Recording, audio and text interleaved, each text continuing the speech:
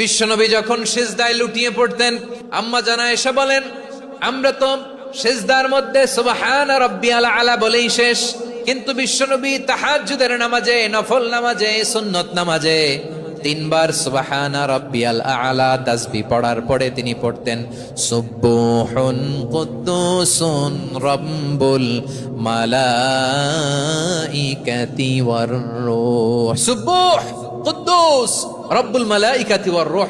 সিজদায় লুটিয়ে পড়ে বিশ্বনবী এই দোয়াটা পড়তেন নফল নামাজে, সুন্নাত নামাজে কিংবা তাহাজ্জুদের নামাজে।